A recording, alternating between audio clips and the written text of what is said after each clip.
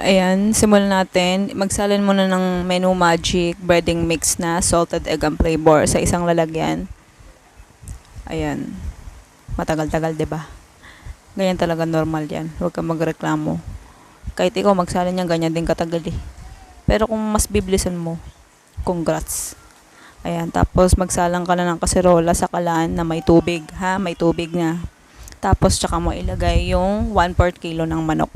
Sa kilo ng manok, depende sa'yo kung gusto mo mas marami. Pwede naman mas marami. Ayan. Tapos maglagay ka ng toyo. Tapos takpan mo. Pakuluan sa loob ng 15 minutes sa medium high heat. Pwede rin mas malakas kung nagmamadali ka. Ayan. Wala namang pumipigil sa'yo. Ayan. Kapag kumukulo na, ihango na yung kaserola na may manok. Ayan. Tapos patayin mo yung kalan. Huwag mo kakalimutan kasi baka sumabog ka dyan. Tapos isa-isa mong tanggalin yung mga manok sa toyo na may tubig. Oo, kailangan mong tanggalin. Basta malalaman mo mamaya. Malalaman mo. Oo. May napapansin ka ba sa voice over natin ngayon? Medyo malinaw ba? Di ko pa alam kung malinaw talaga eh. Pero yung boses ko, ito na talaga yun. Huwag ka nang maghangad ng iba pa. Pwede? Okay? Boses ko to eh. Thank you. Haha. Pang-asa rin, no? O, ayan. Yan ang itsura niya. Oo, nakalagay na siya sa breading mix na salted egg and flavor. Kasi nga, babalutin natin siya ng breading mix na may salted flavor. Salted egg flavor. Okay, okay, okay.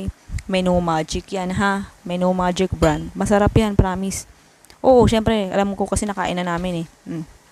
Yan, ganyan yung tsura niya. Kailangan balutin mo siya. Tapos, isa lang mo, iprito mo sa, ayan, sa mantika na mainit na syempre. Kapag kasi nalam mo kasi na hindi pa mainit yung mantika, ayan, hihiwalay yung breading mix sa manok. Oo, yun talaga yun. Tapos medyo balik-baliktarin mo kapag tingin mo medyo light brown na yung kabilang side. Ayan.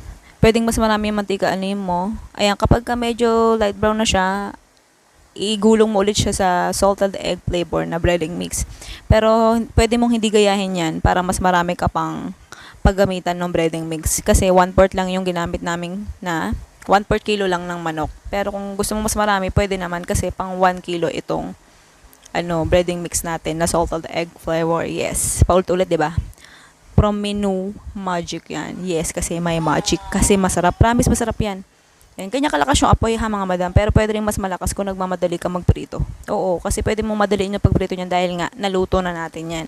Na half cook na, parang na half cook na kasi nga kapag hindi mo niluto ng ganun yan, ng half cook, alanganin ka pa niyan kapag minadali mo yung pagprito kasi nga medyo dugo-dugo pa yung loob niyan kapag minadali mo pagprito. Kaya yun yung advantage kapag medyo pinakuluan mo yung manok sa tubig. Pwede yung tubig lang naman kung nagtitipid ka. Yung sa asawa ko kasi, ayun, umiiyak yung anak ko. Ayan, 'di ba? Nagkwento pa ako. Tapos na. Ayan yung finished product. Ayan.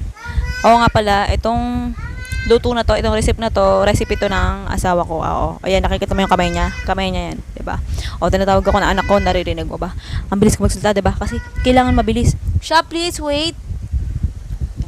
Please, okay? Thank you. Ayan. Ayan, yan yung taste test na ng asawa ko kasi nahiya siyang may kasamang kanin. Oo. Kasi mainit yung manok, kaya hindi niya masyadong nabawasan. Pero masarap yan, mga madam. Hindi sobrang alat nung menu magic na salted egg breading mix. Promise, hindi siya maalat. Kaya hindi mo kailangan maghalo ng harina, ng asin, o kahit ano. Kasi templado na siya. Hindi mo kailangan ng mga ganun. Didikit at didikit yan sa manok mo. Oo, maniwala ka. Ayan, sa mga gusto itinda to, ayan na yung listahan ng recipe. May na rin yan. May costing kung gusto mo itinda. Ayan, goodbye.